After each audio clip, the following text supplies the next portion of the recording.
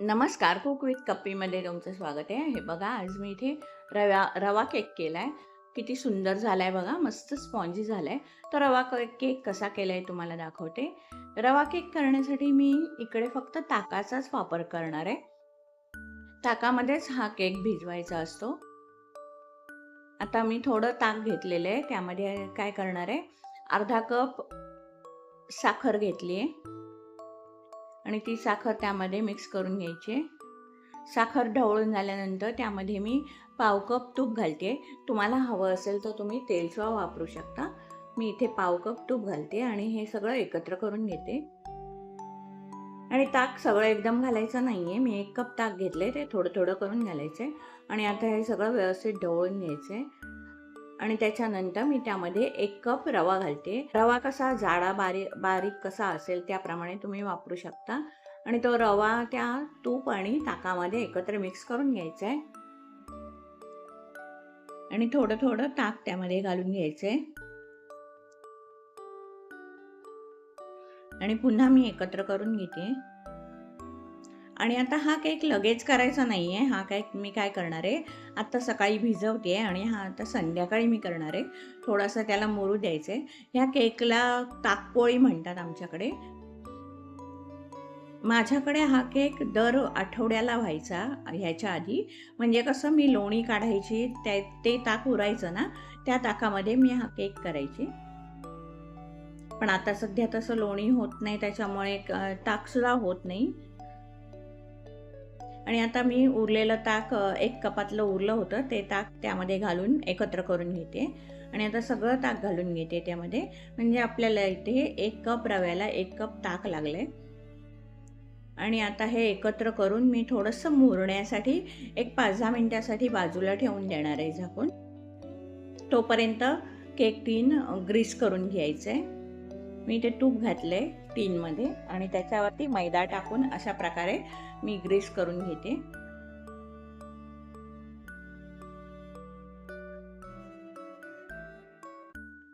हे बघा, इथे टीन ग्रीस करून झाला आहे, तो बाजूला ठेवून देते. आणि मी एकीकडे कढई गरम करायला ठेवली.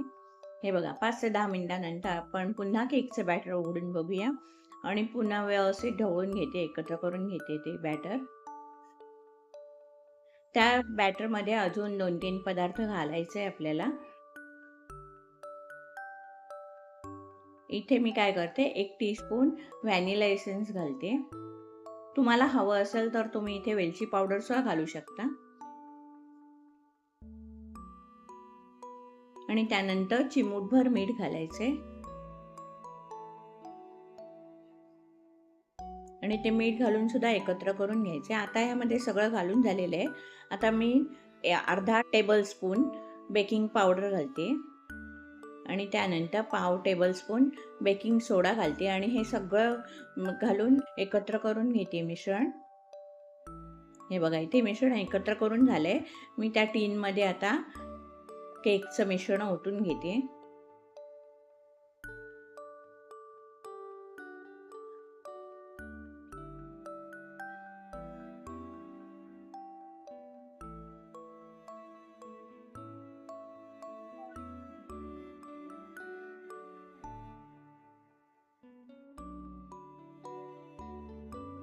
हे बघा, इथे असं ना केक टीन टॅप करून घ्यायचं आहे आणि गरम केलेल्या भांड्यामध्ये ठेवून द्यायचं. मी इथे हे भांडं ठेवलं होतं गरम करायला, त्यामध्ये जाळी ठेवून असं केकचं भांडं त्यामध्ये ठेवून देते आणि त्याच्यावरती झाकण घालून ठेवते.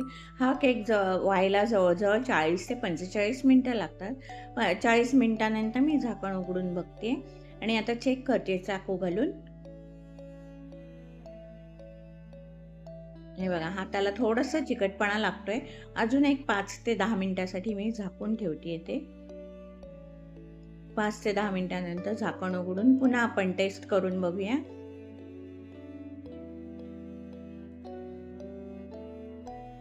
हे बघा, चाकूला काही लागलं नाही, म्हणजे आपला इथे केक तयार झालेला आहे. मी आता हा केक बाहेर काढून ठेवते आणि थंड होण्यासाठी ठेवून देणार आहे. आणि त्याच्यावर एक फडकं झाकून ठेवते. आणि 5 ते 10 मिनिटानंतर आपण तो डिमोल्ड करणार आहोत. हा बघा, केक किती सुंदर झालेला आहे, मस्त झाला आहे. मी आधी केकचे साईड सोडवून घेते.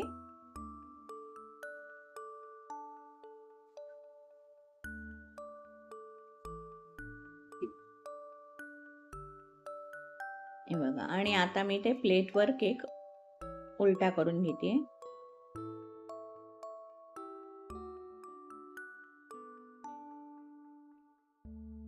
वाव, किती सुंदर झालाय बघा केक. आपला साधा मैद्याचा केक असतो तसा केक वाटतोय.